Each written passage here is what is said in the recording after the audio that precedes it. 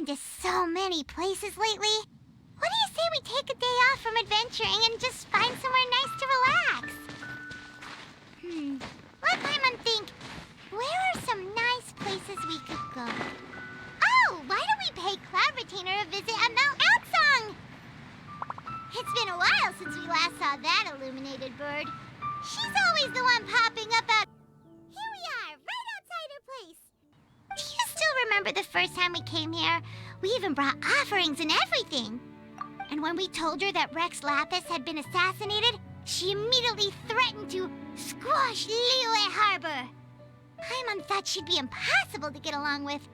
But now that we've spent some more time together, she's really not like that at all. We probably don't need to bring any offerings now that we've gotten to know her pretty well, right? Still, Paimon's got some snacks around here somewhere, so if she really wants something, we can just use that. Huh? Traveler, did something catch your eye? Whoa, what a pretty lady. Is she also here to visit Cloud Retainer? Yeah, you're right. All it takes is one look and you can tell she's someone special. As expected of that bird lady, really. She must have a whole bunch of Adepti friends from all over the country. Okay, but if we're both friends of Cloud Retainer, then we're basically friends by association, right? Want to go up to her and say hello? Helping you make more connections is a part of Paimon's job as your reliable guide. Paimon's got this.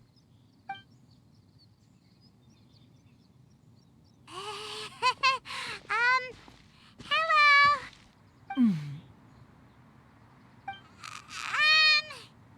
Paimon is Paimon, and this is the Traveler. Paimon doesn't think we've met, but we're also friends of Cloud Retainer. May we have the pleasure of learning your name, Madam Adeptus? You two... What is this tomfoolery? Has the shift in form so clouded your eyes that you no longer recognize one anymore? Wait, you're... Huh? You're the illuminated bird? But you look... human! How did that happen? Oh, donning human form is scarcely any test of one's abilities. As for your confusion, one merely had no reason to indulge such inclinations before. So, you're indulging now because? Well, one has made plans to pay a visit to some disciples at Liyue Harbor. Taking on a human form for such a trip is simply a way to make matters less conspicuous. You? Worrying about keeping a low profile? You're the one who likes to pop up out of nowhere all over the place. In fact, Paimon can think of several examples. Like last year, when you suddenly appeared on the top of a roof without any warning. Or...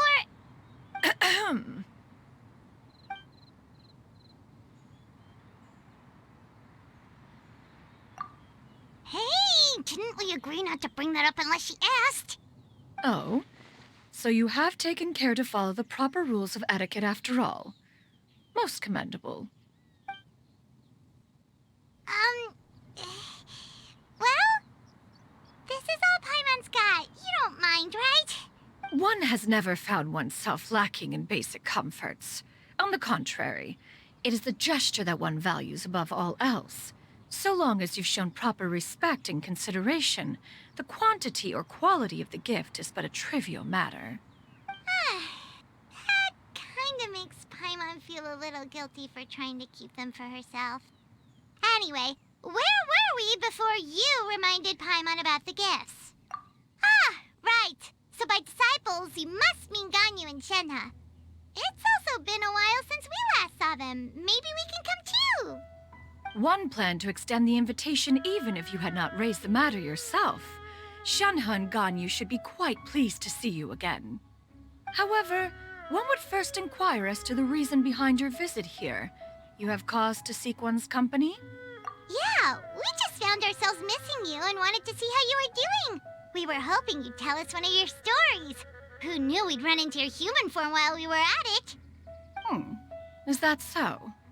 If there are no urgent matters at hand, then let us make haste for Liyue Harbor. Ganyu is likely still working at Yuehai Pavilion, so that shall be our first stop. Sounds great! Then let's all go to Liyue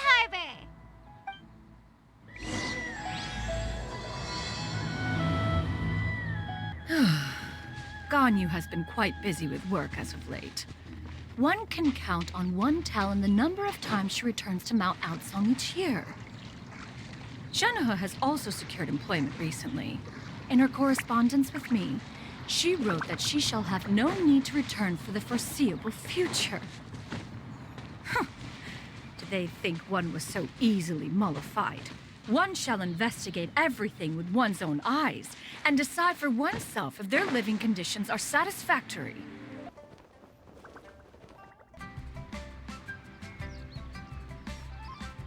We're almost at Way High Pavilion. Hey, do you think Ganyu will be shocked to see Cloud Retainer like this? Guess we have no idea if Shenhe and Ganyu have ever seen her in this form before. Wait, where did she go?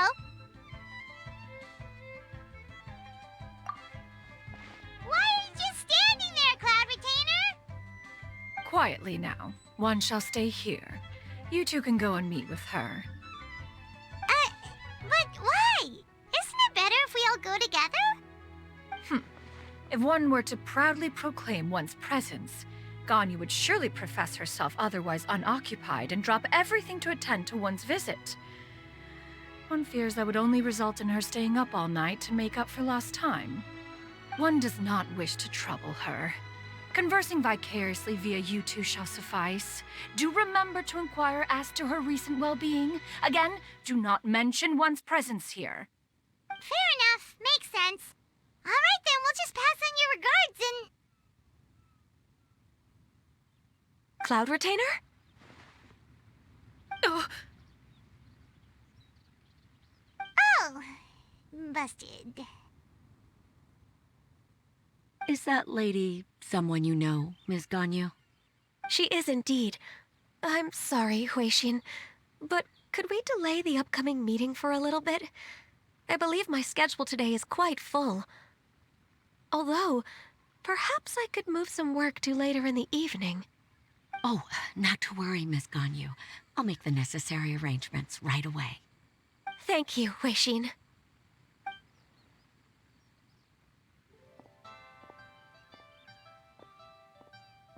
It's been a while, Ganyu.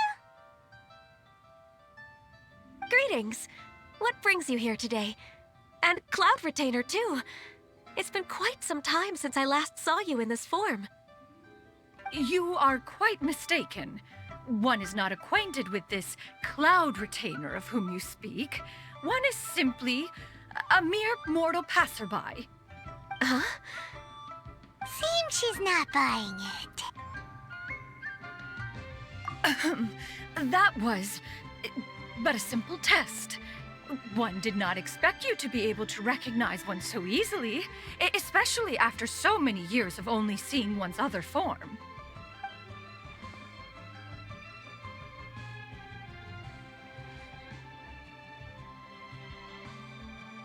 But recognizing you is, my responsibility as your disciple. An apt observation. One was simply passing by while attending to some important business. One thought it would only be fitting to pay you a visit while in the area. Wait, Paimon wasn't aware of any important... Cloud Retainer's right! We've still got something super important to do, so we can't stay here for too long today. Oh, is that so?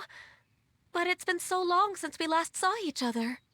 One simply desired to see you and had no intention of interrupting your work. A quick conversation should suffice for today. A more involved reunion should wait until you find yourself less occupied. I understand. That should be fine. While one acknowledges the amount of work that you have to deal with every day, one must also remind you to rest. Though Adepti blood flows through your veins, excessive exhaustion will still cause grave harm to your body. It still makes one nostalgic to see you as you are now, respected and independent. When you were young, you oft begged one to cuddle you to sleep when you suffered from nightmares. Cloud Retainer! Stop! If you insist. We are running short on time regardless, so one will refrain from going into each and every story. Why don't you continue your conversation? One shall simply stand by and listen. Wow, you've been to so many new places since the last time we spoke. If you ever need anything, please just come find me at High Pavilion. Also, forgive me for my presumptuousness, Cloud Retainer, but if you plan to continue appearing in this form, don't you think it'd be helpful to adopt a human name? A human name? Huh. You raise a valid point. Considering the sheer extent of one's renown, Cloud Retainer is surely too recognizable as a name. You really think so? Not that you're not famous or anything, but that famous? Huh. You presume to know the extent of one's illustrious achievements. One would hardly think such a thing to be possible. Nevertheless, Ganyu's advice cannot be ignored. From this point on, when in public occasions, be sure to refer to one as Xianyun. Xianyun? Ah, I assume that's a reference to the full record of Pristine Pavilion. An adeptus of years past would rise with the clouds and rest with the moon. They were enlightened and wise, free and unfettered. The writer referenced Master's name to describe her carefree and spontaneous nature. Oh, that sounds super cool! Paimon feels like only the most powerful of Adepti could rise with the clouds and rest with the moon. Actually, those lines were originally written to describe Cloud Retainer herself. Huh? Wait, so you're really that powerful? And what of it? Did you truly take one to be nothing more than a bird of bigger than average size? Not exactly. To be fair, Cloud Retainer rarely speaks of her past accomplishments. The tales of her past can only be found in ancient texts. It is said that once, a long, long time ago, there was a severe drought in Liyue.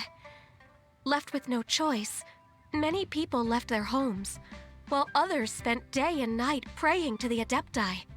Although I did not live through such tragedy, simply reading about it is enough to gain a visceral understanding of all the pain and desperation during that time. On top of the drought, a noxious gas also began to spread through the land. If not for Cloud Retainer's efforts, much of Liyue would be nothing more than a barren wasteland today. The books had this to say about what happened. Upon arrival, the Adeptus borrowed the wind to retain the clouds. Immediately, the clouds gathered together, and abundant rain burst forth from the heavens. Drought and plague were both driven away, and the people were saved. Wow, that's incredible! Mortal records add embellishments to dramatize past events. One did merely with one ought, and even if one had not interceded, the other Adepti would surely have stepped in to help. Even so, you stopped an entire drought! Can you really control the weather like the book said?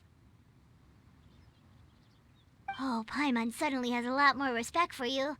So it was Paimon's bad for calling you Illuminated Bird before. You're not too mad, are you?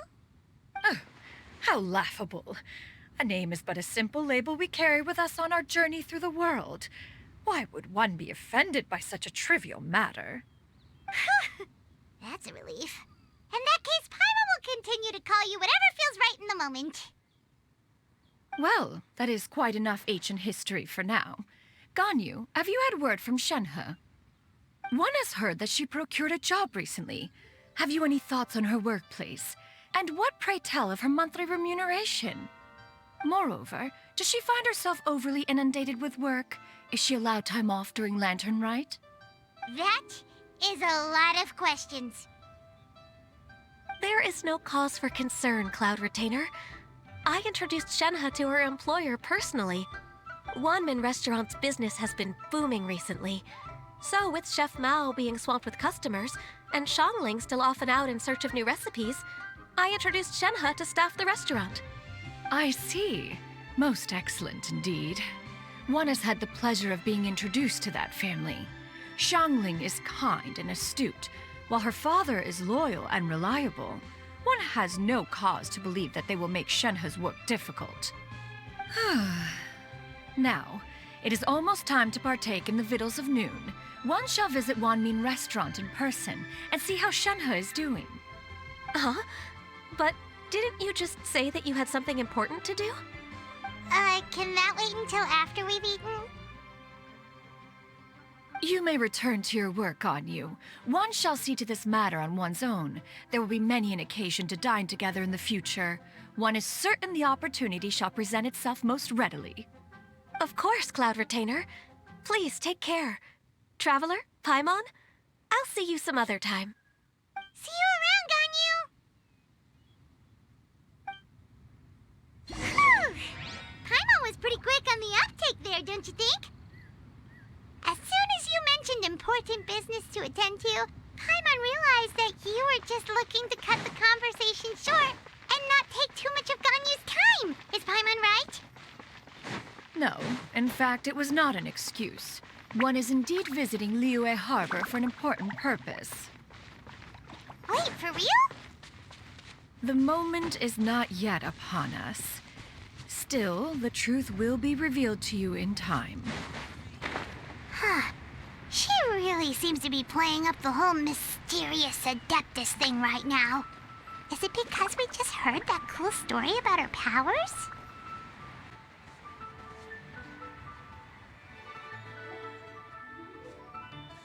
You get what I'm saying, right? Yeah, how can I not? Not even fine food is enough to distract from the presence of a fine lady, eh? Oh, I'm far more interested in getting her details than ordering any dishes. Hey, how about you ask her? You do it. No. I think you should. Wait, she's coming. What can I get for you today? Greetings, miss. I was just wondering if you'd be willing to... What would you like to order?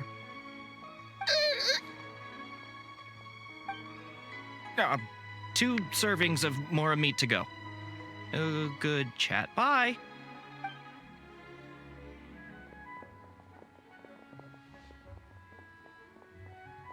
Shenhe! Welcome.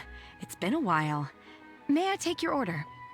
Don't welcome us as guests and greet us as old friends in the same line. It's weird. Mm-hmm. Oh, and this is? This is Miss Xianyun. Master? One does not recall ever revealing this form to you before. How were you able to ascertain one's true identity with such ease? I've trained and lived with Master for more than 10 years. I would recognize you no matter what form you take. You... Is something the matter, Master? Hardly.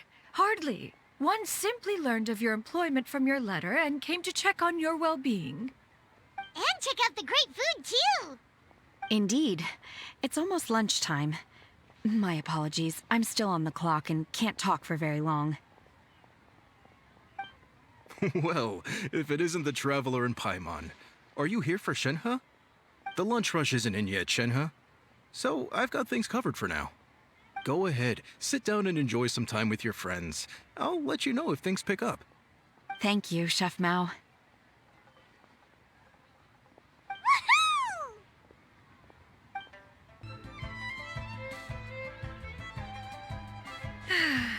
It is just as one expected. The owner of Wanmin Restaurant is indeed a most reasonable and accommodating human. Still, the work here entails dealing with quite a varied group of people. Has this been difficult for you, Shenhe? It's been manageable so far. I sometimes run into strange people, but I have figured out a way to deal with them. Seems like you've been making progress. So by dealing with them, you mean...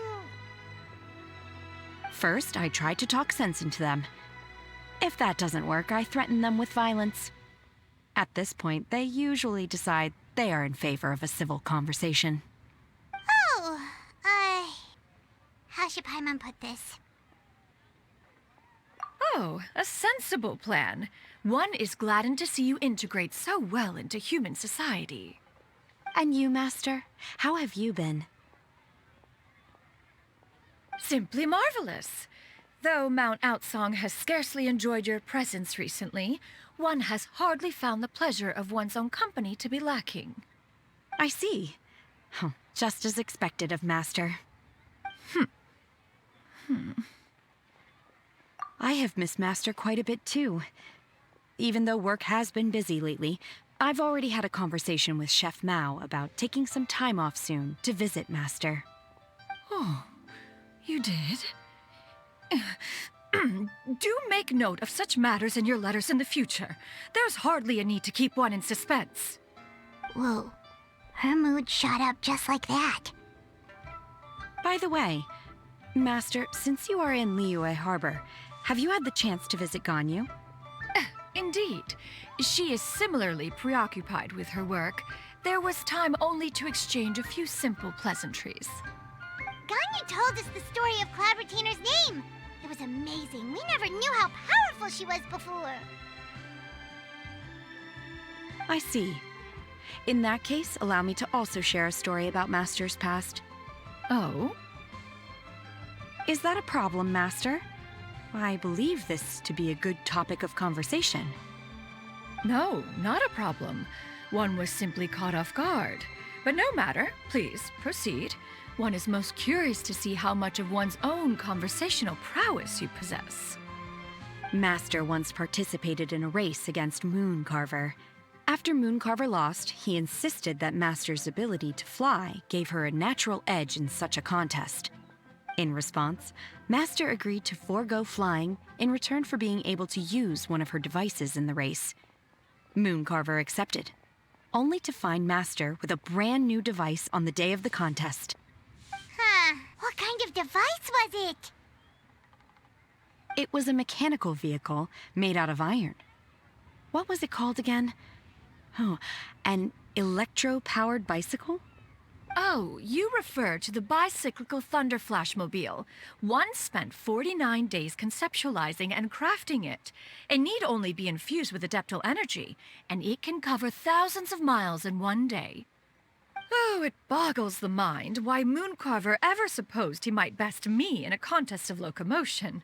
Though he sprinted with all his might, he could barely keep up. Alas, the one flaw of my mechanism lay in its weakness against mountainous terrain. One was thwarted mere seconds from victory, when it was thrown off course and failed to make it across the final stretch. Truly a most unfortunate turn of events. Anyway, do go on, Shenhe. Master, that was the end of that story. Is that so? With you gone, one has seldom felt the desire to call upon those old fossils for another contest.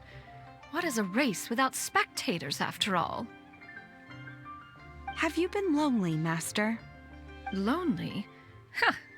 At one's age, entire human generations come and go in the blink of an eye. Even one's own self-directed musings can span several days and nights.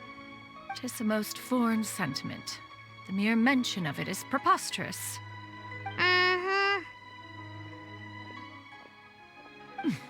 What is the reason for that look upon your face? It's nothing. It's just... Well, Paimon gained a lot of respect for you after listening to that story of you summoning the rain and everything. But all it took was a few words out of your mouth and it's like you're back to being that illuminated bird again. I was just a little bit confused. Which one of the two is the real Cloud Retainer? To me, they are both, Master. One is the Master that's widely revered by the people, while the other is the Master that I respect and adore. One finds oneself exalted yet again with sweet words of praise and flattery of a most extravagant nature. You chose to exalt one with your words, yet you refuse to grace Mount Outsong with your presence for any extended period of time. one would almost question the sincerity of your estimations. This is not to say that your words paint an inaccurate picture. One has always lived by a single ideal. Eschew all action and abide by no rule. One does as one pleases and speaks as one pleases. Others may critique or praise as they see fit, yet one places little weight in such judgments. She got like, what, 2 sentences of flattery from her disciple, and it's as if her ego is about to burst. Do you have any empty tables?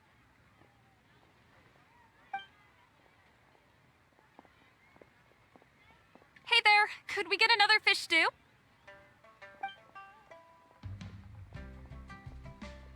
I'm hearing more guests come in.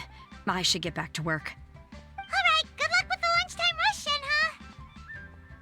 Shenhe. Mm-hmm. I'll try my best.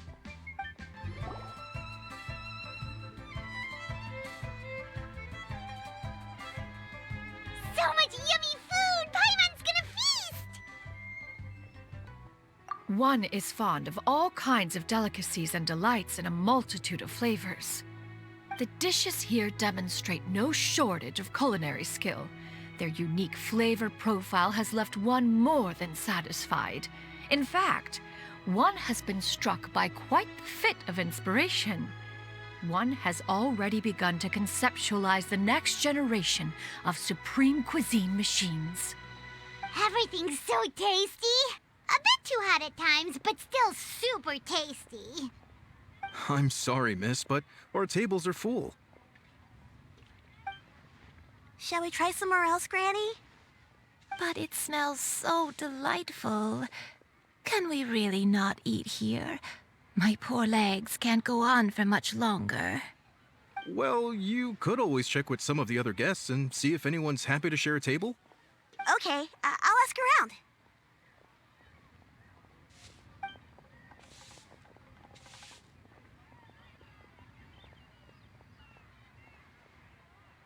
Excuse me, would you mind letting us share a table with you?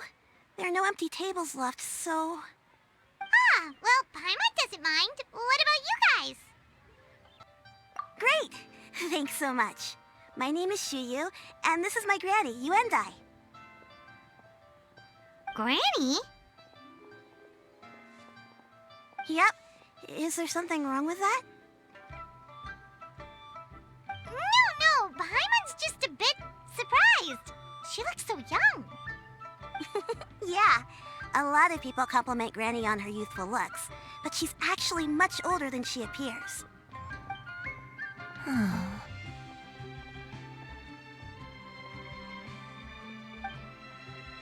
Granny, why don't you take a seat? Come on, it's not polite to stare. Huh. Have we met before? No. 'Tis a fated meeting, then. Please, take a seat. What would you like to eat, Granny? I can order for you. I want braised earthworms. They always pop up out of the ground after a rainstorm. No, not this again. Granny, there's no braised earthworms on the menu. Braised earthworms? Well, that sounds weird. Do people actually eat that? Right, that's what Paimon was thinking too. Need any help? Help? Oh, do you mean with Granny? Thanks, that's nice of you to offer. Granny has pretty bad dementia, so her memory's getting worse all the time. She's always saying things that sound kinda confusing. Actually, her memory's been bad ever since I was little. But it's gotten so bad lately that I even have to remind her who I am every morning. They died young. It's just me and Granny now.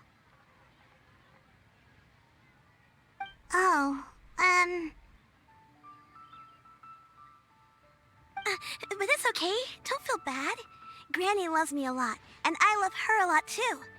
Sure, it's hard at times, but you just gotta make the best of the life you've got. Wow, you're really tough for your age, kid.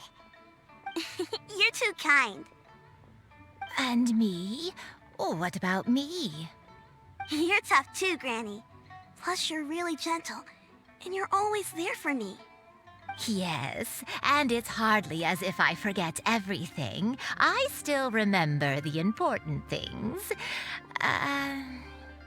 Wait, what was that really important thing again? Ah, I remember now. It was a dream. I had a dream where everything was dark. Someone was standing in front of me. She told me to come and find her, and that once I'd found her, I would be free. Huh? That sounds super important. But how come you've never told me about it before? It was just a dream, so I forgot about it. But I'm in a good mood now, and somehow I remembered it again. Ah, you know, I believe I've had this dream a great many times. But just how many times have I had it? Now that I do not remember. Wait, so you have a reoccurring dream where someone's talking to you? That sounds spooky. Oh, does that mean you're possessed? Unlikely. Her eyes are clear and her breathing remains calm and level. One sees no signs of possession. Are you sure? Who do you take me for? Is one not an adept? Am I not an expert? Huh, you're right. Paimon almost forgot you're the expert. In that case, do you still remember what the person in your dreams looked like, Granny? Not anymore. Although, I have a sense that she looked rather like me. But not as I am now. My younger self.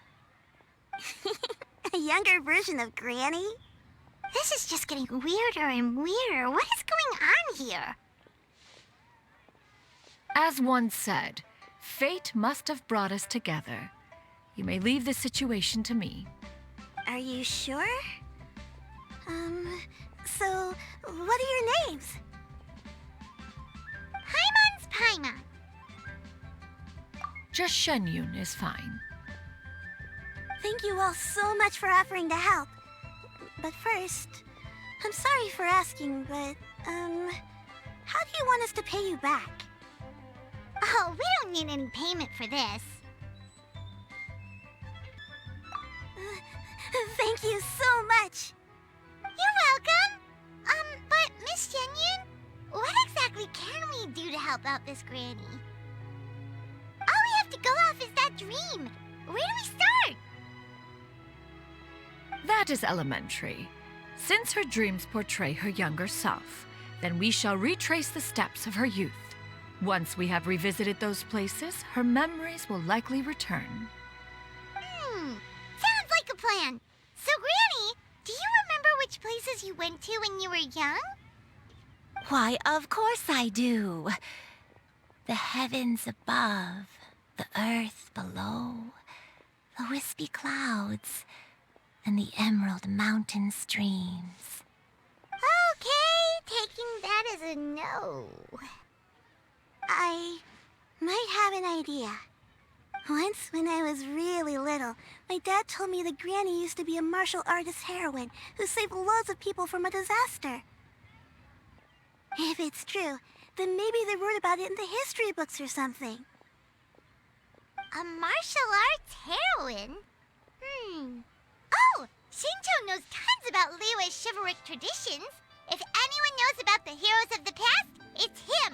Let's go find him at the Xianyun Commerce Guild. Are you leaving already? But I'm still hungry. I'll go order some food, Granny. If there's nothing on the menu you especially want, I'll just get a few different things. It seems we must part ways for now. The Traveler and Paimon are bound for the Xianyun Commerce Guild, while Yuendai and Shuyu shall remain here and partake of their lunch. As for myself, I have matters to discuss with Streetward Rambler. Streetward Rambler? Oh, you mean Madam Ping! Precisely. Let us meet at Yujing Terrace once you are ready.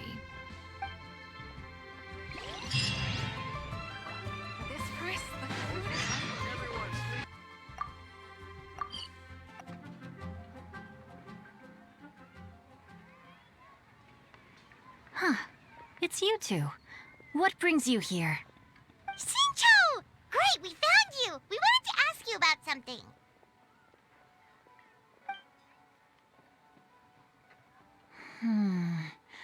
That's not a whole lot of information to go off of. I don't know if I can say for sure.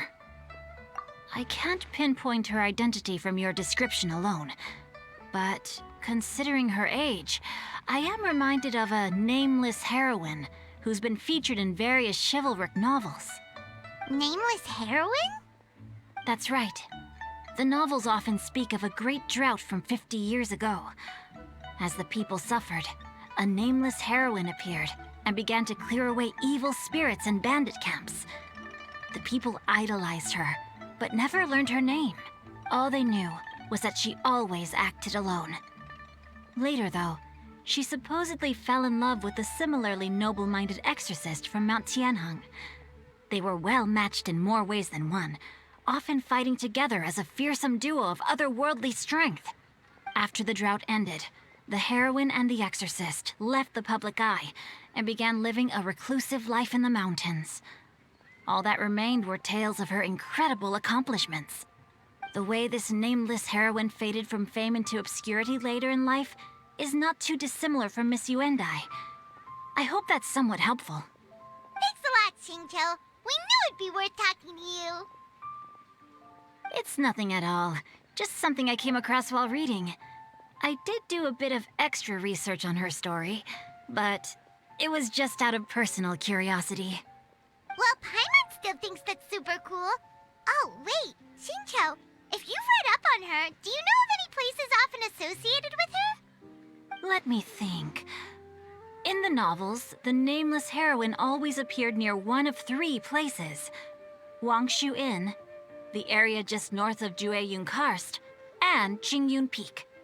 Perhaps the real-life heroine who inspired the character was also often seen near those 3 places. That would explain why those locations appear in the various novels written about her. You're welcome. To be honest, I found some parts of the story confusing when I first came across it. If Miss Yuendai was indeed the original inspiration for the character, she may just be able to help me put the pieces together. It's rare for a chivalric hero to fade into obscurity during their lifetime, even after retiring from the public eye. But no one ever saw or heard from the nameless heroine again. There were even rumors that she became extremely ill. I've never understood why someone would go to such lengths to erase themselves from public memory. It's almost as if she was trying to hide from something. There's probably far more to the story than what's been written. We'll be sure to tell you if we manage to uncover the truth. That's a deal. Perhaps, behind the truth of it all, there lies a story more fantastical than any work of fiction. Paimon feels like we just learned so much from Xinqiu. A drought, a nameless heroine, a life of seclusion. Wait, why does the story sound super familiar? Right! There's a drought in this story, too! Xinqiu, are droughts super common in Liyue or something? Well, they used to be. But people have long since developed methods to prevent them, like by cultivating the soil or digging canals. So while droughts do happen from time to time, they are rarely regarded as true disasters. The drought 50 years ago is probably one of the worst we've had in the last several centuries. The crops withered, the streams ran dry, and the monsters in the mountains became rabid and agitated. Countless caravans were attacked, and people who lost their homes came together to form bandit groups. What started as a natural disaster soon became a human tragedy as well. That sounds awful. Yeah, and that's exactly why the nameless heroine was so beloved. She must have been someone of true integrity, to do so much for the people while asking nothing in return. Still, as terrible as that drought was, it was nothing compared to the truly calamitous disasters that befell this land in ancient times. They say that back in those days, disasters were both more severe and more common. Only the strongest of Adepti could hope to dispel the ruin and devastation. Do you have any other questions? We're good for now. We're just going to head back and meet up with Miss Xianyun and the others again. Paimon hopes that Granny Yuendai will be able to remember more of her past. She used to be a great hero who saved many people. So sad that she can't recall any of it. Anyway, we'll be off now. See you some other time, Xingqiu. Thank you so much for your help. It's no problem at all. Safe travels.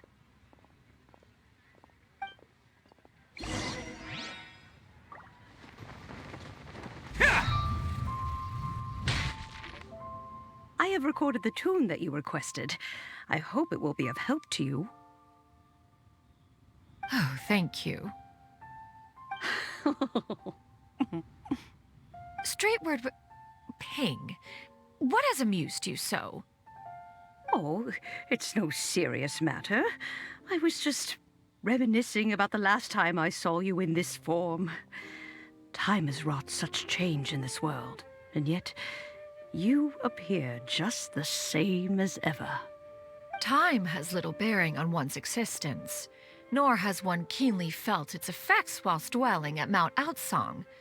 Nevertheless, Ping, one would like to seek your counsel on a personal matter. Oh, why so formal all of a sudden? I must say, you're making me a little nervous. What is it? Well, the inquiry is as such. Approximately how much more would one need to afford a comfortable life in the harbor, not unlike the one that you yourself lead? It does not require as much as you may think. Still, do you mean that... Clavitator, Madam Ping! What are you two talking about? Nothing save for some trivial matters. Have you unearthed any useful details? Xingqiu has a theory, but let's save it for when Chuyu and Miss Yuendai have joined up with us again.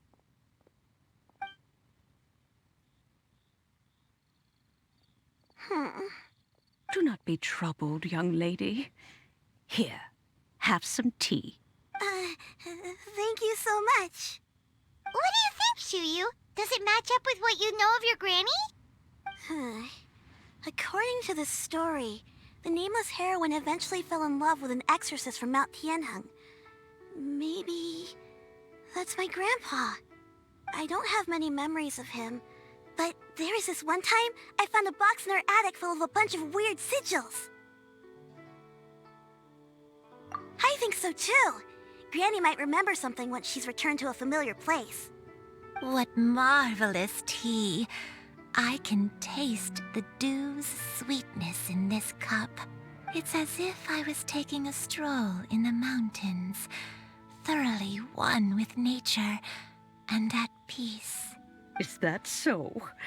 Then please drink as much as you like. There's no need to hurry.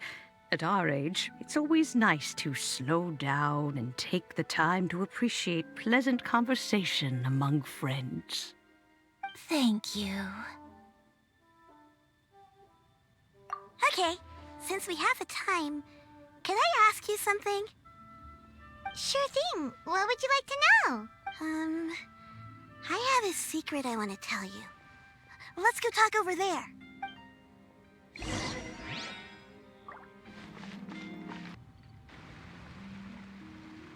What's wrong, Chuyu? Well, I've been kind of meaning to ask ever since we started talking in the restaurant, but are you guys all adepti in disguise? Oh! About that. Well, you guys just seem super special. Plus, I think I might have heard Miss Xianyun call herself an adeptus. Oh, must have been a slip of the tongue. Xianyun, since you were the one who, misspoke, maybe you can explain to Chuyu here what you really meant by that. One is indeed an adeptus. Is that of some concern to you? Huh? I knew it. Well, one time when I was a little kid, I saw a pure white illuminated crane. I had this super high fever, and Granny wasn't around. I was feeling all icky and gross. But then this snowy white crane flew down from the sky. She put me on her back and flew me to her cool Adeptus house and fed me some sort of magic potion. When I woke up, I was already back in my bed and my fever was gone. I really wanted to thank her, but I was too sleepy to stay awake, so I never got the chance. So, I just kind of wanted to ask if maybe any of you have ever met an Adeptus like that? A pure white illuminated crane? The only two we've ever met are blue and white and black and brown. Have you ever met one that's pure white, Cloud Retainer? Never has one met an Adeptus with such features. One surmises such a description is but a hyperbolic embellishment that oft results from narrative accounts. That's weird. Was it really just a dream then? Well, even if it was just in my head, it doesn't matter that much anyway. All I really want is to help Granny recover her memories. I'm really grateful for all your help. Leave it to us! Now that we know the 3 locations, we just need to visit them one by one. Let's go to Wangshu first. Okay, I'll go get Granny.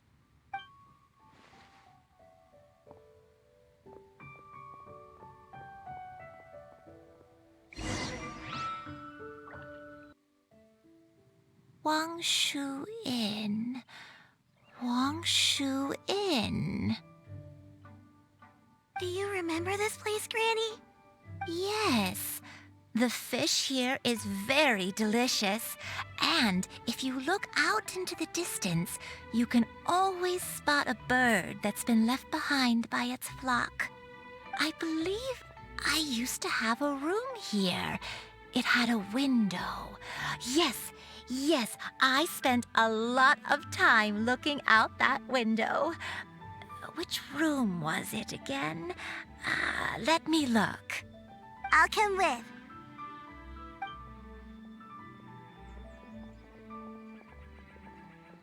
Paimon's still having some trouble understanding what she's talking about, but if she's so familiar with this place, that must mean she lived here, right? Wait, huh? Whoa! Shell! What are you doing here all of a sudden? You scared the living daylights out of Paimon! I sensed a non-human presence and decided to come take a look. If you're here, then there's likely no trouble afoot. I suppose there's no cause for concern. It's been a while, Cloud Retainer. I see you have returned to your previous form. I have indeed. I fought alongside her in this form on many occasions during the Archon War. Oh, wow! What was she like during the war? Oh, wait, let Paimon take a guess. Was it anything like this? Behold, the glory of one's newest invention, the Bang Bang Continuous Fire Mechanism. Hands up and surrender, or be prepared to face the full might of the Adepti. An impressive imitation. Paimon knows her all too well. Even so, Cloud Retainer was not always as ostentatious as you describe. You may be unaware, but her talent with Adepti sigils is just as formidable as her skill in mechanics. The Archon War reached its peak after Guizhong's death. The Cloud Retainer who fought beside me in those devastating battles was taciturn and solemn, only speaking when she had to activate her sigils. A Cloud Retainer who barely talks? Paimon can't picture it. But what happened after that? If you were so powerful in your human form, why did you decide to take up your bird form again? Once one had bid farewell to the world of mortals, what use would one still have for such a shape? When dwelling between mountain and forest, away from the struggles and troubles of the mortal world, a mortal form is hardly the most fitting of choices. After the war, Cloud Retainer retired to Mount Outsong, only revealing herself to the occasional visitor, and always in her avian form. Although I do believe there was an occasion some 30-odd years ago when she decided to don her human form. I believe it was for the purpose of One believes there is little need to relive bygone matters. Granny, are you okay? Back then, at this place, Perhaps this conversation should end here. I shall take my leave now. Should you encounter any trouble, you need only call my name. However, given that you are traveling with Cloud Retainer, I trust you are in good hands. Everyone! I think Granny is finally beginning to remember her past. Slowly now, calm your mind and recount what has been recalled. A long time ago, I stayed here to recuperate from my illness. Huh. So what Shinto said was true! You did fall ill! Was that why you went into hiding? I don't remember. I'm very sorry, but I can't even remember the name of my illness. The only thing I can remember is that it took a great toll on me, and there was no cure for it. I was confined to my room in Wangshu Inn, where I spent many days unconscious. I'd come to every once in a while and stare at the migrating birds outside the window. It was a solemn sight. I remember crying, but I'm not even sure I knew why. One day, I met a traveling merchant. Upon hearing of my illness, he sold me a bottle of soul-revitalizing tea pills. He told me that the pills were concocted using Adepti blood and could be used to alleviate my symptoms. Sure enough, I made a full recovery. My illness remained dormant for several decades after that. Wait, but if your illness remained dormant for several decades, are you saying that what you're going through now is just a relapse of what happened all those years ago? And it was all thanks to the pills that you managed to keep the symptoms in check? Paimon's brain kinda hurts. Do you remember anything else? I'm sorry, I don't. Oh, if only I wasn't so useless. Hey, you're not useless. You've done so much for me. Watched me grow up. Raised me. How could you say that about yourself? Oh, fret not, dear child. Granny was just a bit frustrated. That's all. The recovery of a person's memories is a gradual process. Finding pieces of one's past is always superior to not finding anything at all.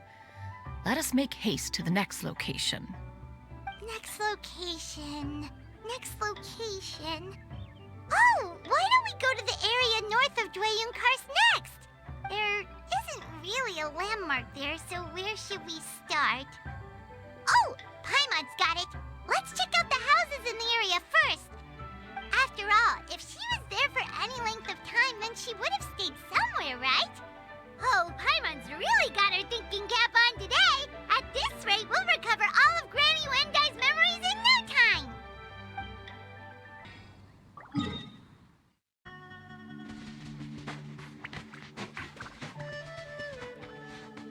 Whoa, why are there so many treasure hoarders here?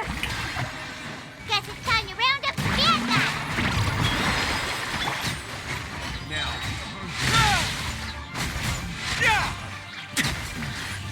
The hunter becomes the hunted. Do you remember anything about this place, Granny Wendai? Let me think.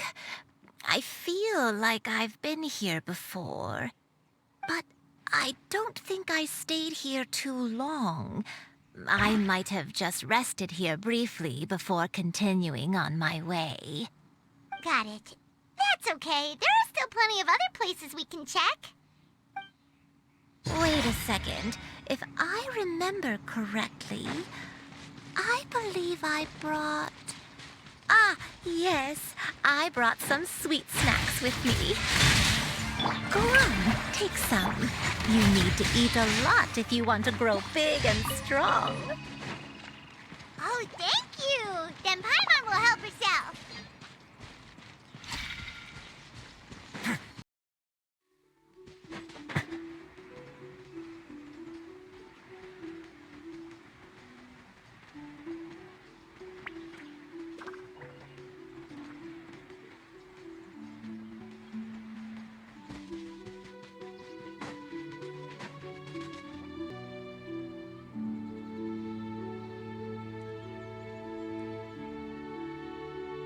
Paimon sees an abandoned house!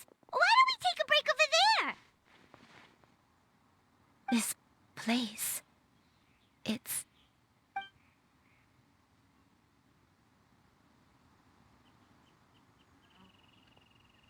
Did you remember something, Granny? I remember. Xianyun. This is where your father was born. It was a moonless night. I had been injured, so your grandpa was supporting me. We fled together with some being in the fog behind us in hot pursuit. I had exhausted my strength when the labor pains came on, so we took refuge in this house. Your grandpa set up a barrier outside, but neither of us knew if it could hold the monsters back. I remember that night.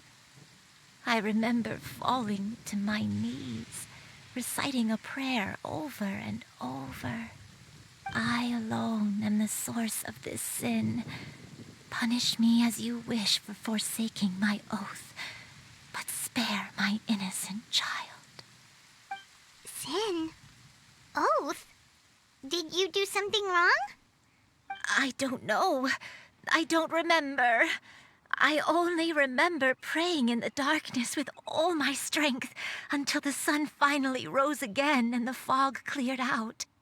Eventually, the house was filled with the sound of my baby's first cries. That baby was your father. I remember I clutched him tight to my chest and wept tears of joy. It was the first time I'd ever felt such happiness in my life. My dad? He was my pride and joy, and so are you, Xianyun.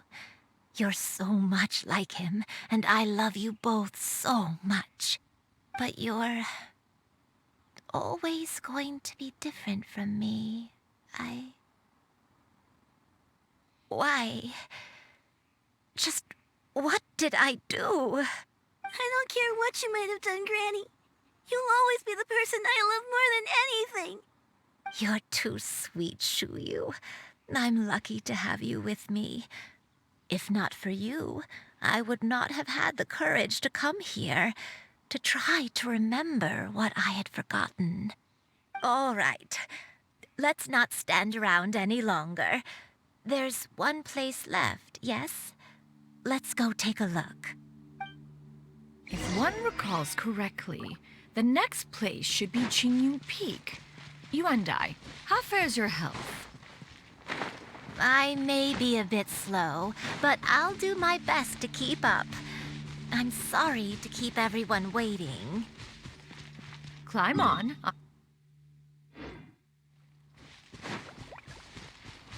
Oh, such lightness of weight. All those who grow old grow frail in the end, do they not? First, you lose your memory, then your health. Eventually, you end up losing everything. My only wish is to depart this world with a lucid mind, to free myself of this torment and the burden it places upon others. Fret not. You have my aid in this endeavor.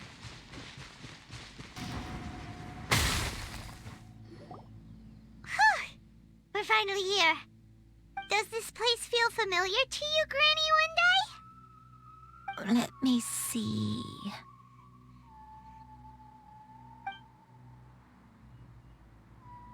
How strange. Have I lived here before?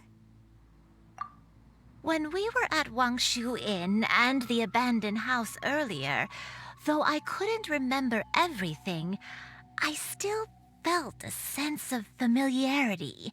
I could easily picture myself in those places. But here, I don't have that feeling.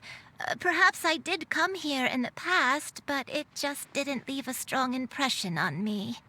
But did the stories get it wrong then? Yeah, that's true. But they're also the only thing we have to go off of.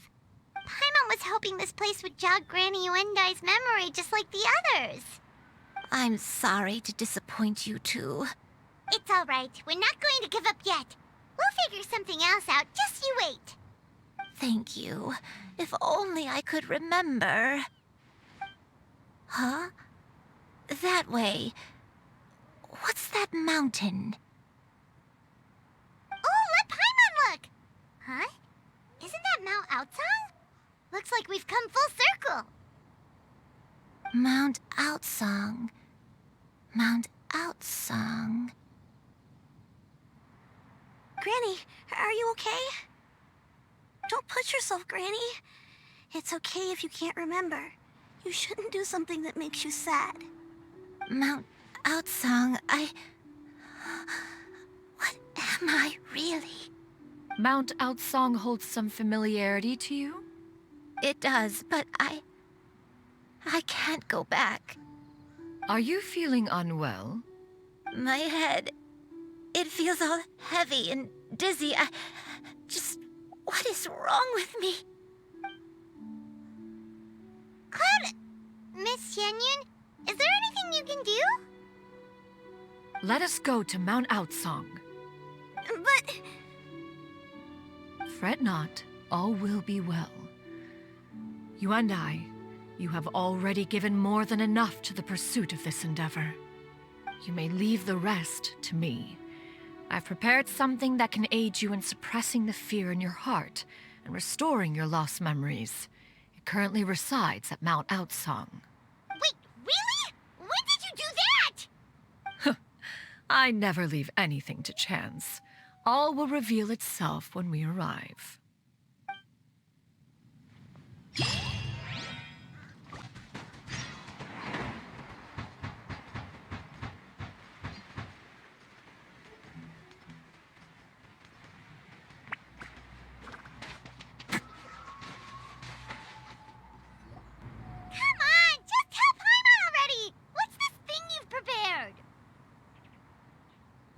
Here, this is it. Huh?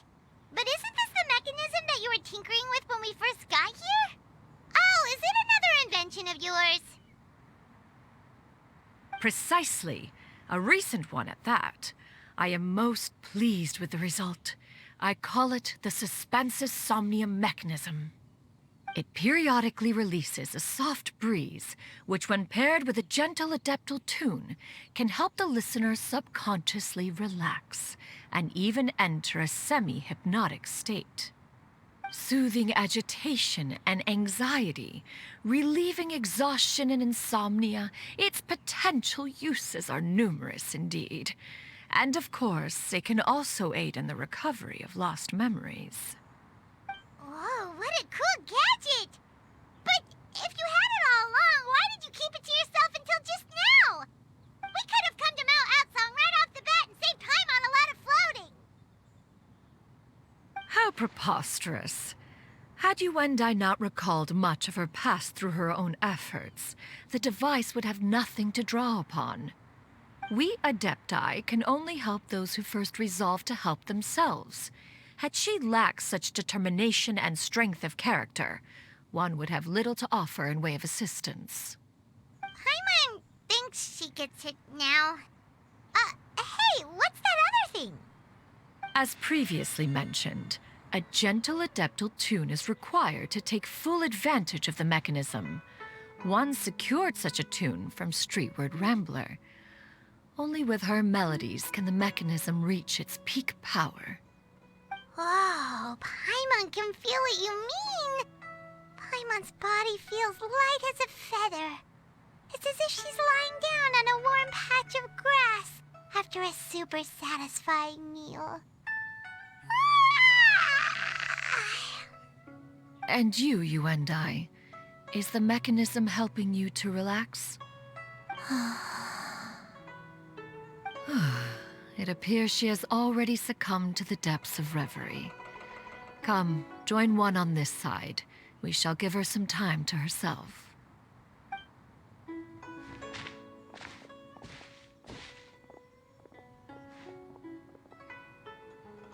The drought is over. But why do you look like you want to cry? The potion. It's nearly run its course. I've never regretted meeting you. Not even for a second. Please. Please, no.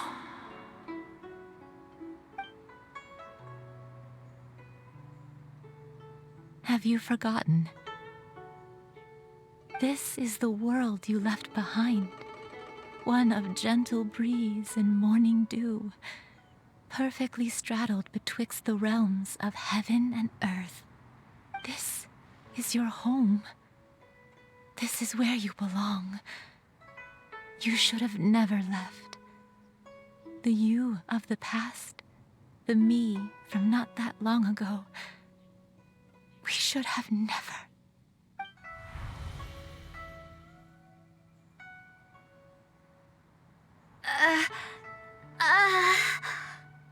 So that is the truth. No wonder this place is so familiar. Granny!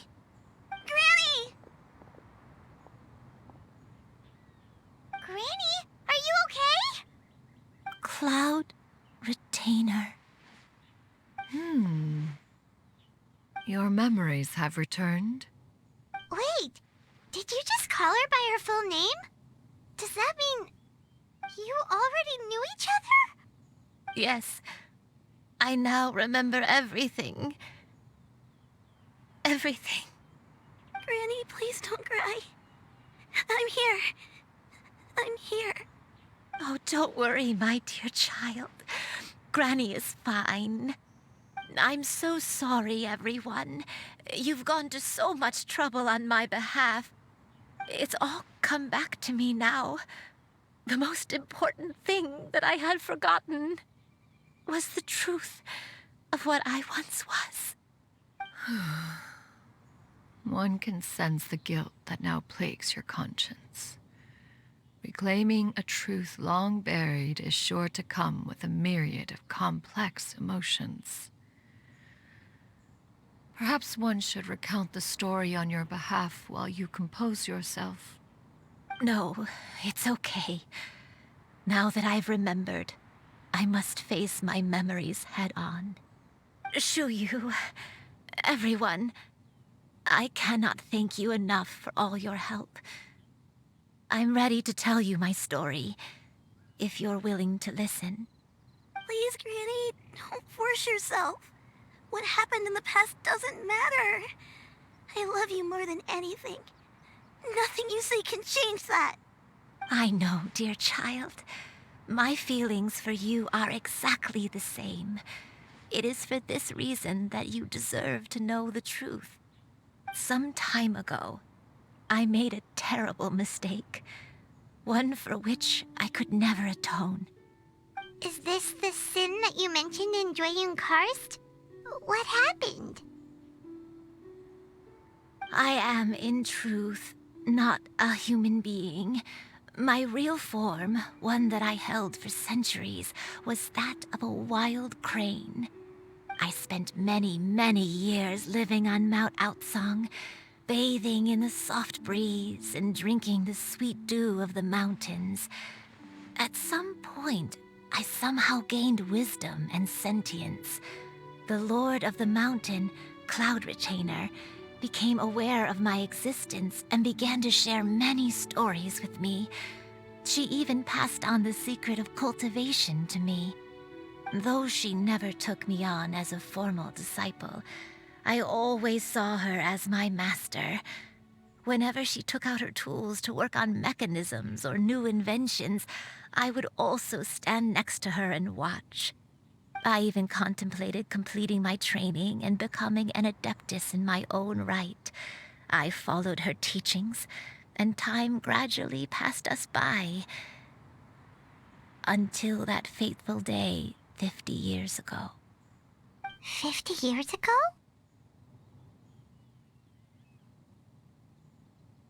That's right. Master regaled me with many stories of her past deeds. From them, I learned how she had saved people from a similar crisis in the past. She was the one I looked up to the most. More than anything, I dreamt of becoming an adeptus like her. I wanted to travel the land like she had, relieving suffering wherever I went. But I was still far from being a real Adeptus. I possessed no ability to take on human form and fit in with the crowd. Once she learned of my desires, Master prepared a special dose of human mimicry potion for me. She warned me that the potion's effects would only last 10 years, and if I were to fail to return to my original form at the end of that time, I would forever forget my past as a crane and become something neither human, beast, nor Adeptus. Oh no. So that was the source of your dementia all along.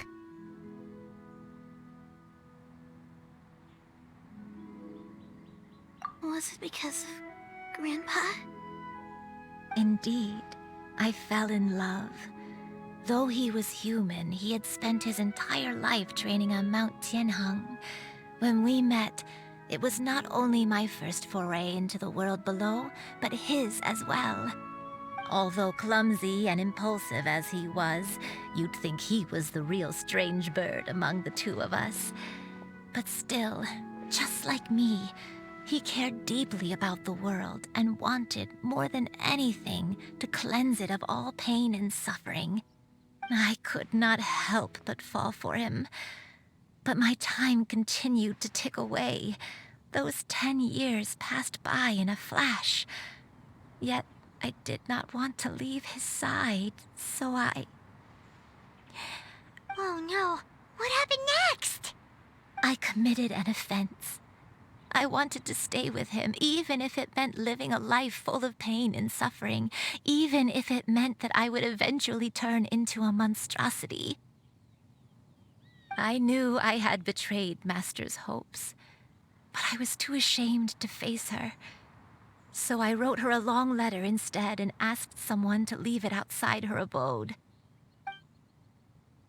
I was convinced that she would not support my decision, and I lacked the courage to speak to her face to face. In my shame, I fled and tried to hide from the world, such that no one would be able to find me again. But that was only the beginning of my troubles. I began to suffer from a strange illness. My memories became hazy and confused, and I could no longer keep myself awake. I understood that my pain was caused by my refusal to return to the life I was fated to lead. Along with my memories as a crane, I soon forgot the true cause of my suffering as well. I knew only that I had committed a sin. All I could do was pray for forgiveness, even if I had long forgotten what needed to be forgiven. Looking back, I was beyond lucky to have come across that traveling merchant at Wangshu Inn. It was such a fortunate coincidence that we were there at the same time.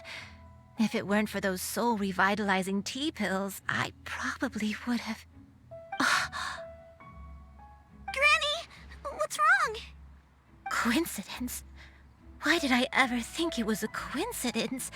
Tea pills concocted using the blood of an Adeptus? No.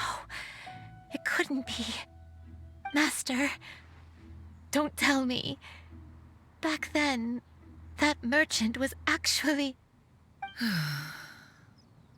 Human custom would dictate the conferral of gifts to be in order when one's progeny is wedded, would it not? Consider the pills a symbol of one's best wishes. So when I tried to conceal my name and mistakes from the world and hide myself away in perpetuity, the only person I managed to deceive was myself. You knew where I was all along. One still remembers when you were but a fledgling. You possessed a certain fondness for a particular game. You would hide yourself among a group of wild cranes and ask one to pick you out from among the flock. One found you with such ease every time. 'Tis a truth most evident. One always recognizes one's own, no matter what form they may take. Wait! Paimon's confused! So, Retainer, you found Yuendai again? But how? When? And what happened after that? Perhaps it is now time for one to recount the rest of the tale.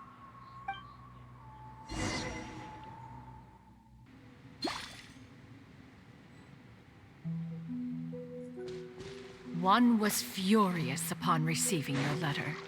Seized with anger, one set out to bring you to your senses.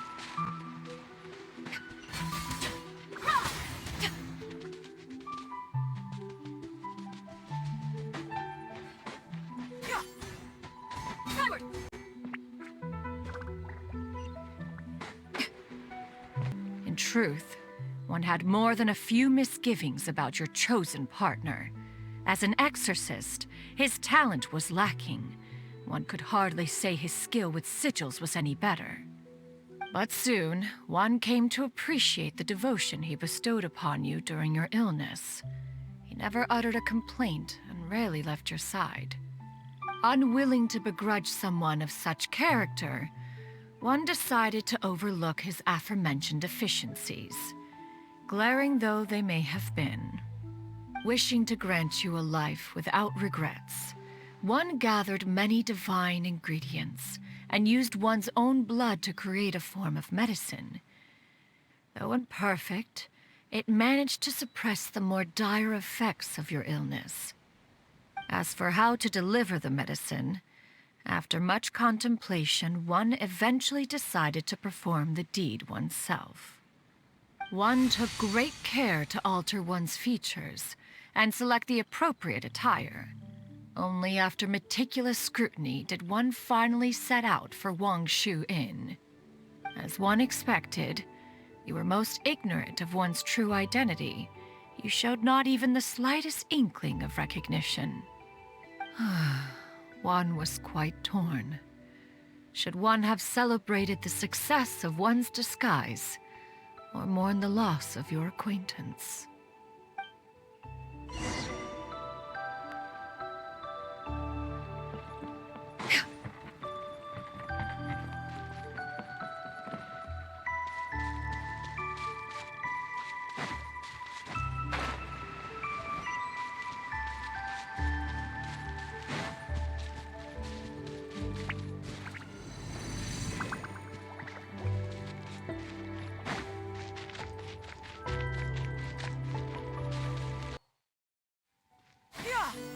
Nevertheless, one would speak to you about another matter, if you are amenable. Even considering your loss of memory, one was simply flabbergasted that you could so easily forget the consequences of consuming medicine infused with adeptal blood. Its proclivity to attract monsters is hardly that complicated of a concept to remember. To think that you tried to travel while weak from sickness and heavy with child. Had one not intervened to clear the fog, all of you would have been lost during the night.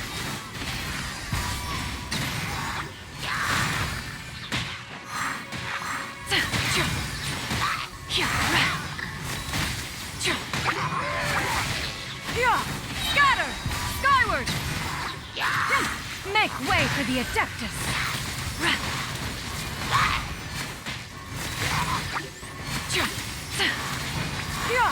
Scatter! Skyward!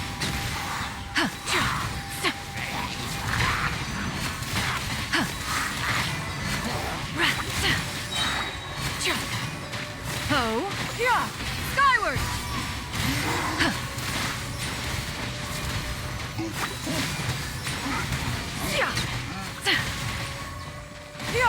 Skyward!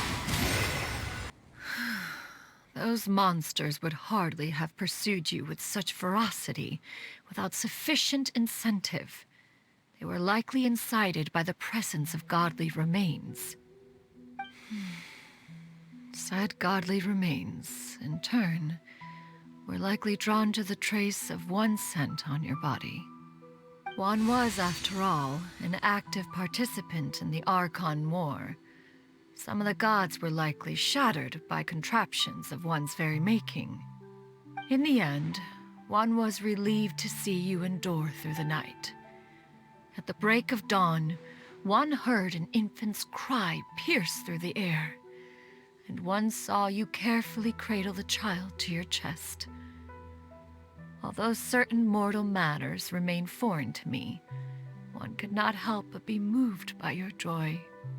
To see you happy, that was more than enough.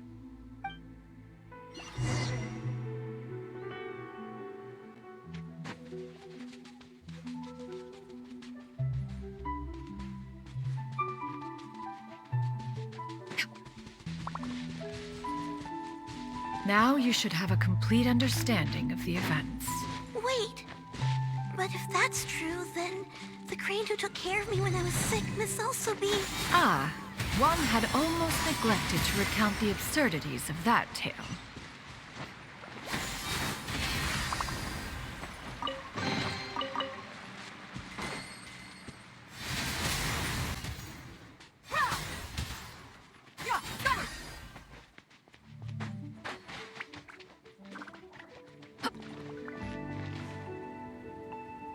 Just as you and I troubled one with her antics, so did you give one many a headache. Upon finding you burning with fever, one made plans to bring you back to one's abode for treatment. However, upon seeing one's form, you began to cry, refusing to get on one's back. When one asked you why, apparently you believed that one could not possibly be a true Adeptus, because all illuminated cranes are white from tip to toe. One had no choice but to apply powder to one's body to conceal the variegated nature of one's appearance. You became more than amenable enough when one stood before you devoid of any other coloring. It bears mentioning, however, that as a crane, Yuendai was nearly entirely pure white in color. Though you had never encountered her in that form, you still recognize the essence of her being. Perhaps fate brought you two together in more ways than one.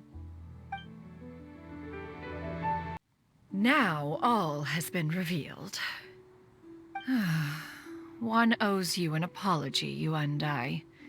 One recognized you upon your very entrance into Wanmin restaurant.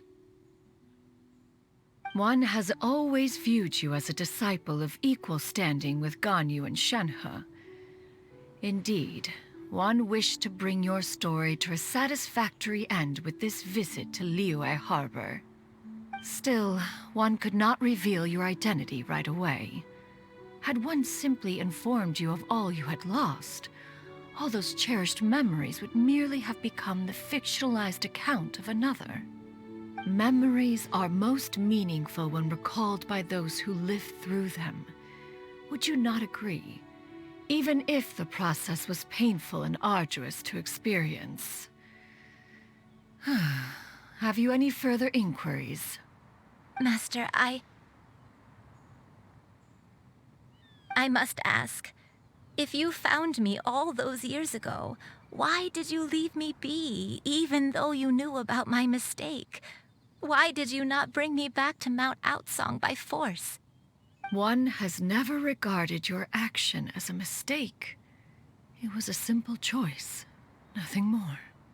When it is time for one's progeny to leave the nest, it is the responsibility of an elder to let them fly free. Yet, when your wings grow weary and the night grows dark, just know that you always have a place to which to return. 'Tis a refuge referred to by many a name in mortal writing. Home, nest, haven. Whatever its denomination may be, its essence remains quite unchanged. One speaks, of course, of a place not unlike one's own abode. One's disciples are free to come and go as they wish, yet the door remains forever open to those who wish to return. One rather hopes you count yourself among them. Thank you. Thank you so much. You and I. One expects you too have sensed the rapid deterioration of your condition as of late, have you not? 40 years ago, you chose a path without a future. Though one used one's own blood to provide you with a few decades of extra time, it merely delayed the inevitable. One may have extended the path, yet one was unable to alter its final destination. Even the power of an Adeptus has its limits. Had your condition continued to deteriorate, you would have forgotten your life as a human entirely. In the end, you would have turned into a creature lacking in the ability to even comprehend its own monstrousness. Fortunately, you were able to avoid that scenario by reclaiming your memories. Though one sped the process along by providing some guidance, the result is entirely a reflection of your own effort. So, what's gonna happen to Granny? One will help her reclaim her original form as a wild crane. If it be fated, she may recover her sentience one day. She's gotta go back to being a regular crane, huh? Master, you've already done more than enough for me. I don't know how I could possibly repay your kindness. This is a better result than I could have ever hoped for. How much time do I have left? Not long. The transformation is imminent. Granny? Please don't leave, okay? You're all I have left. Please. Don't be sad, dear child. Granny has led a wonderful life. My only regret is having to leave you behind.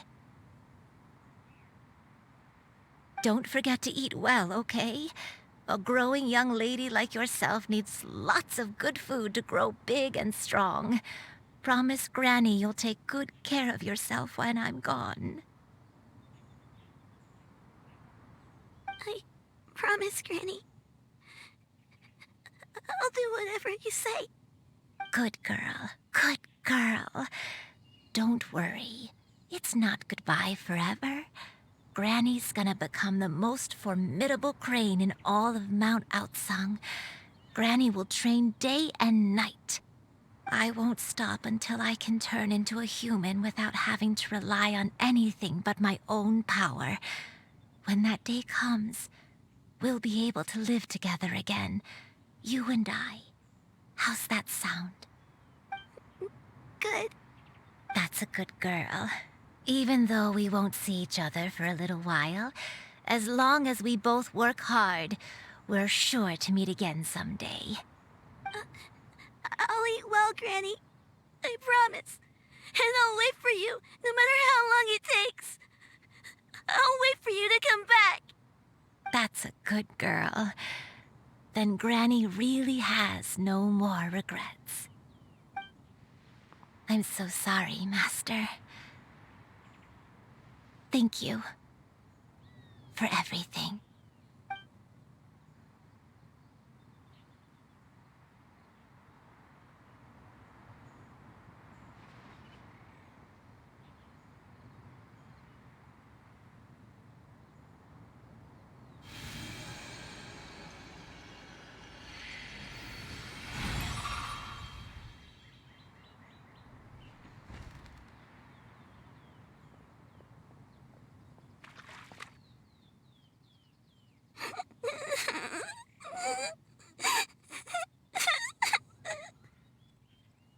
Xianyun.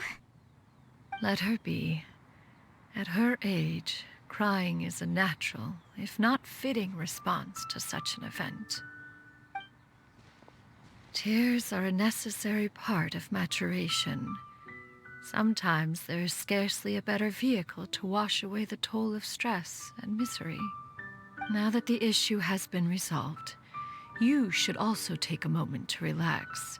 Give yourself some time to rest. Take a nap if you must. One will wake you in due time.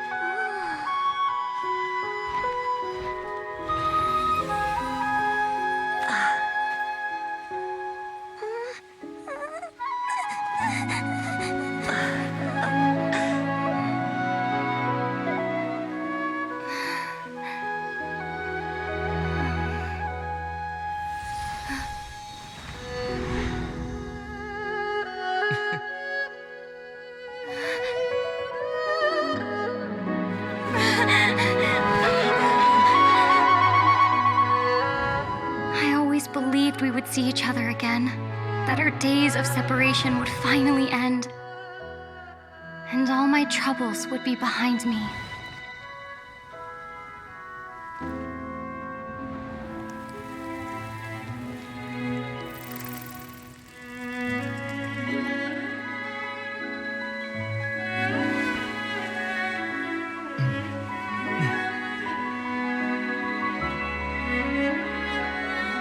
If only things could stay this way forever.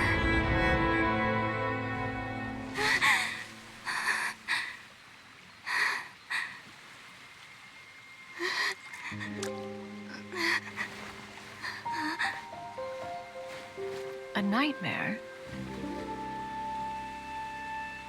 Curious. If you're relaxed, shouldn't your dreams be pleasant? It was a good dream. It's just... You weren't ready to wake up.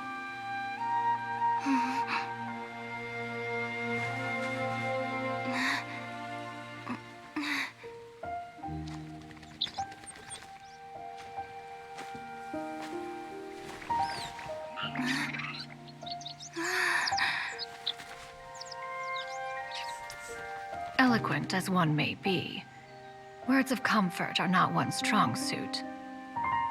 You are doing all you can. One can see your strength of will, your fearlessness in the face of danger. And so, whatever your dream may be, one believes that you shall achieve it. Of course, whenever the perils you face overwhelm you, or you become weary, one is always here for you. After all, as an elder, it is only right to look out for the young ones.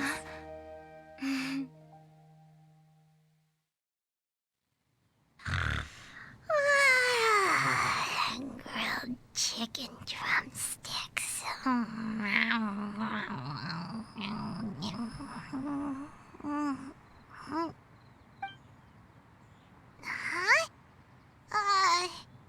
Was Paimon sleeping just now?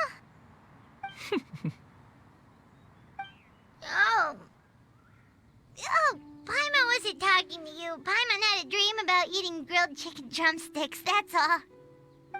Madam Adeptus? Oh, Xianyun, you're awake.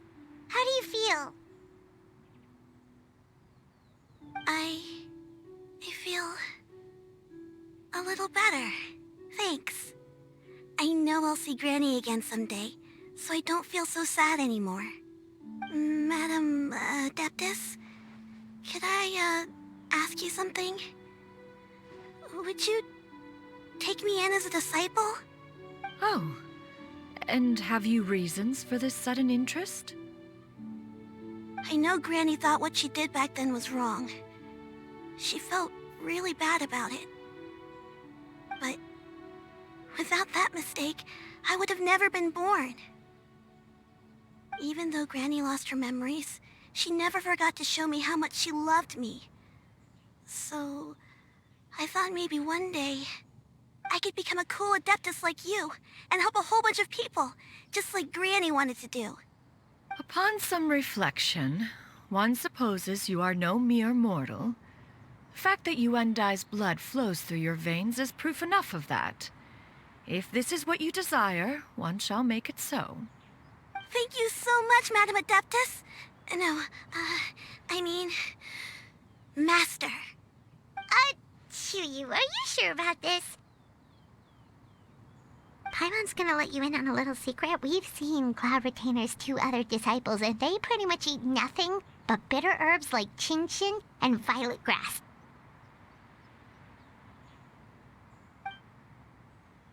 If you join them, you'll never enjoy Wanmin Restaurant's delicious cooking ever again. How utterly preposterous. One has never enforced such a rule. Every individual must find their own path to enlightenment. So long as one retains a pureness of spirit, one's dietary proclivities are quite irrelevant. Well, you say that, but Paimon's not seeing any tasty treats up here now, is she? Although Mount Outsong is rich in natural beauty, Its location does preclude access to certain finer mortal comforts.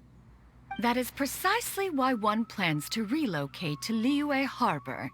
Shu Yu shall have the honor of becoming one's first disciple in the human world. Whoa! You're leaving Mount Outsong? One has never concerned oneself with the location of one's residence. From the very beginning, one has sought only solace and peace. Yet in the end, all of one's disciples ended up in Liyue Harbor. Ganyu, Shenhe, Yuan Dai. They all chose a life among the mortal world. One has reflected on this fact for many years now. One can only assume that it is due to some failing on one's part as an elder or master. A failing, perhaps, of recognizing what it was they truly wanted. One is most curious as to what aspect of Liyue Harbor could have enticed them to remain there. One could hardly offer an opinion on the matter, but perhaps some time in the harbor will prove instructive. Why are you all so silent? Paimon is, just a bit shocked, that's all. So, does this mean we can grab a meal together in Liyue Harbor sometime? One has precious little time to squander. However, if one finds oneself otherwise unoccupied, one would not be opposed to the idea. One will be assuming the identity of a human while residing in Liyue Harbor. You should take care to avoid disclosing one's true identity. Don't worry, we'll help you keep it a secret. So, when can we expect to start seeing you in the city? Perhaps in 2 days' time. One has some matters to see to before one's departure. Preparation is the key to success, after all. One plans to put up various items from one's collection for sale. The earnings should provide for a comfortable living in Liyue Harbor. One has already picked out a handsome property near Chuhu Rock. 'Tis no small purchase, but what is mortal life if not one expense after another? Seems like you've really thought of everything. Then how about we meet up in Liyue Harbor in 2 days? A sensible plan. See you then. Oh, also, why don't you take this suspense somnium mechanism as a souvenir? Anytime you should feel ill at ease in the future, you may try quieting your mind and sitting in meditation as you listen to its melodies. It might help you find a new perspective. Awesome! Thanks, Cloud Retainer! Hey, didn't we promise Shincho that we'd tell him what we found out? Should we make a trip to the Feiyun Commerce Guild? It's totally up to you.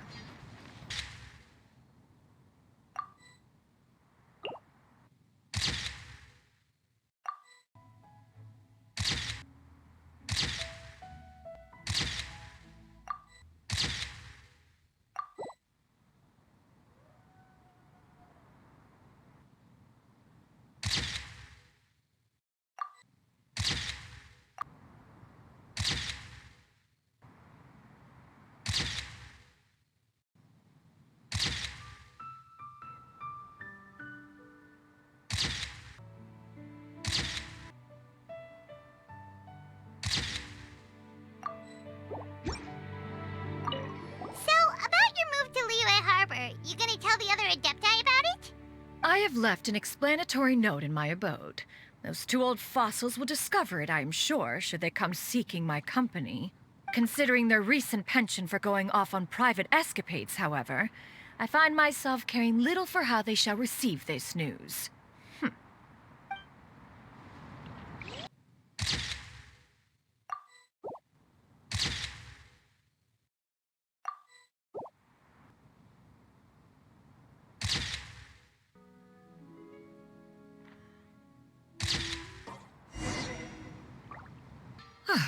Your concerns are excessive and unfounded. This is but a simple collection of ordinary valuables.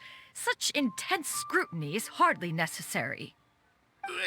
To be quite honest, your insistence on that fact is my primary cause for concern. In what way are any of these ordinary? Every single item here could be worth more than everything I own combined. I simply can't risk shelling out that kind of mora without proper scrutiny. If I'm wrong, I would never be able to earn it back, not even if I worked every single day for the rest of my life. I have to be careful. Yes, you can never be too careful. We're here, Clow. Miss Xianyun, what are you guys arguing about? Ah, perfect timing. This ignoramus is questioning the authenticity of my wares. I'll have you know, these items have remained untouched in my personal collection for several hundred years. To question their legitimacy is pure folly. Several hundred years? Indeed.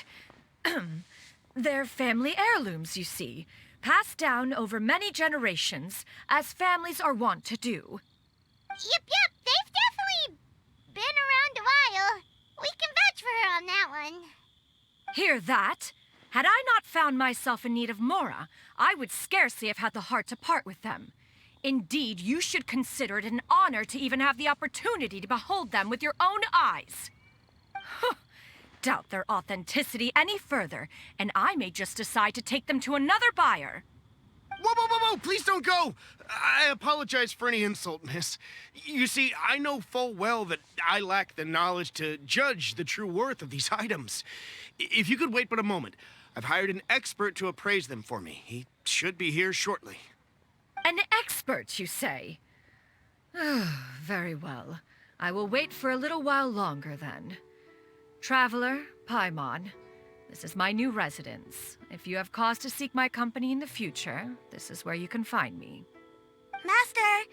Oh, it's you two again. Hello. Xianyun! You got a new outfit! It looks great on you. Mm-hmm. Master made it for me. I like it too. Huh? You know how to make clothes? Do I know how to make clothes? With the support of the proper mechanism, sewing is hardly a challenge. Master, I brought in most of my stuff. There's a few boxes left, but they're kind of heavy, so I just left them outside. Fret not. I shall help you move them into your room. Actually, I should probably sort through my stuff a bit first. Everything's kind of messy right now, so maybe you could, not look yet, Master? Yeah, that'd be great. It appears my young apprentice has her own fair share of secrets. No matter. Do what you must, child. Now, this expert you mentioned, when can we expect their arrival? Soon. Ah, there he is! Here, allow me to make some introductions. This is Mr. Zhongli, a well-respected consultant at Wangshang Funeral Parlor and an expert in all manner of valuables and antiques. Mr. Zhongli, this is Miss Xianyun. She's the one who's looking to sell the collection of valuables I mentioned earlier. Huh.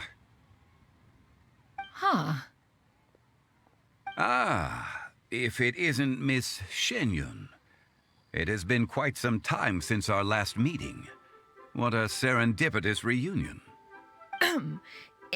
Indeed, most serendipitous. Have you been faring well as of late, Mr. Zhongli? Quite well, thank you. I was fortunate enough over the past few days to enjoy both a stroll in the mountains and a fresh brew of tea from the most recent harvest. The experiences left me with such insight and peace. Huh. So you two are already acquainted? Indeed. How fortunate we are that fate has brought us together again. If you are otherwise unaware, allow me to inform you that Miss Xianyun is a well-regarded collector and appraiser. She is well-versed in all fields, and oft-celebrated for her impeccable taste. You stand to gain much from this opportunity. You are too kind, Mr. Zhongli. True collectors pride themselves on their wealth of knowledge and eye for detail. I can say without a doubt that you are foremost in that regard. Why, you flatter me, Miss Xianyun. It would seem that you are as self-effacing as ever. Not at all, Mr. Zhongli. Not at all. While I am loath to butt into this conversation, I must ask, you two already knew each other, and you seem to have quite a cordial relationship. Can I be certain that you're not working together to swindle me? I mean, you never know. Huh! A preposterous accusation. The heavens themselves would collapse before we would conspire to do such a thing. Miss Xianyun speaks the truth. Contracts are built on honesty and trust. If that proves to be beyond your capabilities in this instance, this transaction may be taken elsewhere. Say no more.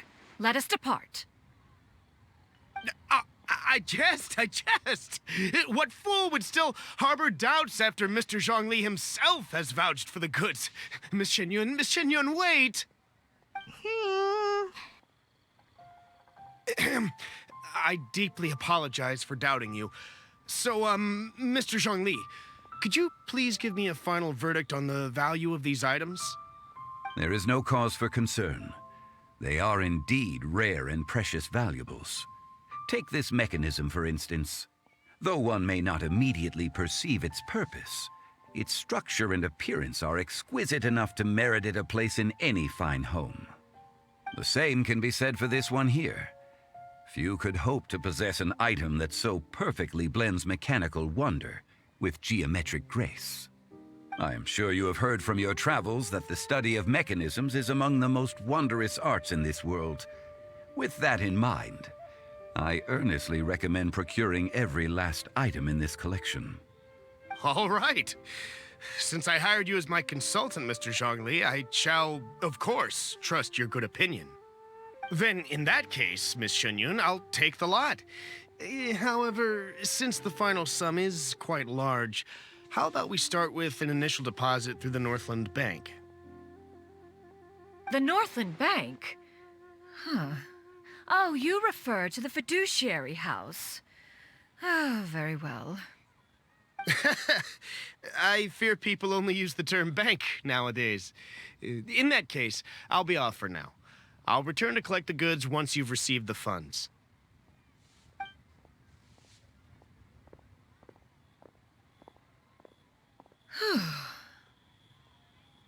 Zhongli!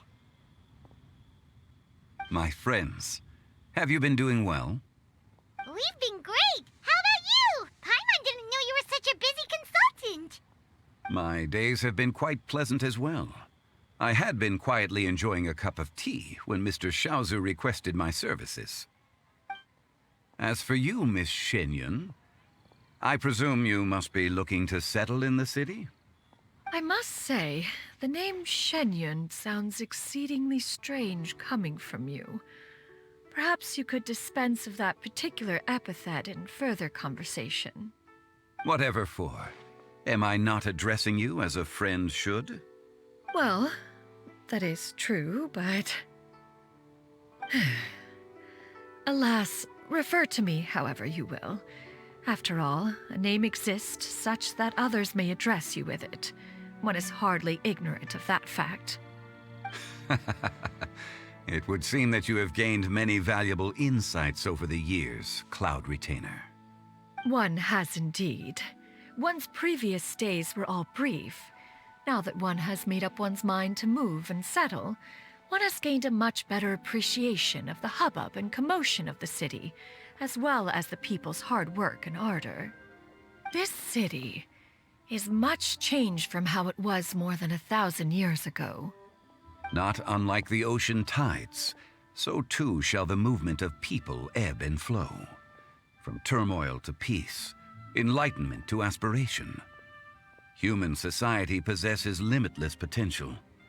In another 1,000 years, the scene we witness here may change in ways that are impossible for either of us to imagine. All right, that's enough reflection for one day. No need to get all sentimental on us. You make a valid point, Paimon. Now that the sale has concluded, what say one plays the host as we try some specialty dishes together? One must profess great interest in trying bamboo shoot soup. Perhaps you have forgotten, Cloud Retainer. but I once tried my hand at that dish. You were at the table on that occasion, so logic dictates that you should have already tried it. Oh? What occasion was this? It was a reunion between friends several centuries ago. Alas, you must have been too preoccupied to secure yourself a portion. Or perhaps our other companions simply availed themselves of faster reflexes on that occasion. Huh, hardly. 'Twas most certainly out of consideration for the others in attendance. In but a moment, one will show you what it means to have a true deftness of hand. It is settled then. Bamboo shoot soup, mora meat, crab roe tofu, triple-layered consommé. We shall enjoy the lot. One has already passed word to Xianyun Ganyu to make a reservation. It is prime time for them to meet one's newest disciple. Is that agreeable to everyone? It should be a most splendid occasion. Yu, come now, it is time to dine. Ah, this gentleman over here is Mr. Zhongli. He is, A humble employee of Wangsheng Funeral Parlor. Pleased to make your acquaintance. Nice to meet you too, Mr. Zhongli. That should be everyone, right? Let's go! Sounds good. Actually, Master, have you ever tried Adeptus' temptation? I heard it's impossible to stop eating after even just one bite. You know, 'cause it's super tempting and stuff. Is that true? That sounds rather implausible. Although with the right preparation, certain dishes can be too delicious to resist. Huh? Why are you all walking so fast? Hey, wait for Paimon! Hey, wait up!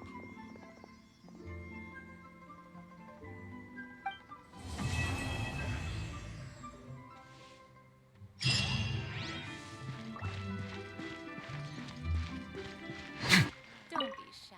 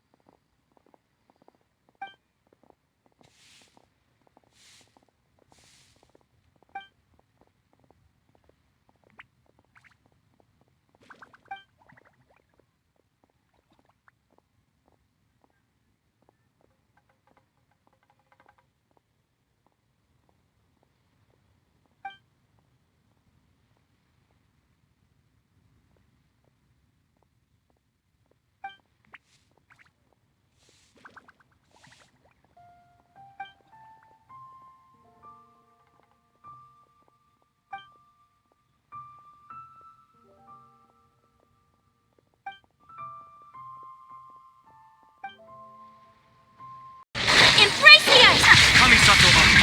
Shattered, torn to oblivion! As one with wind and cloud! Fallen leaves, adorn my night! Freeze to the core!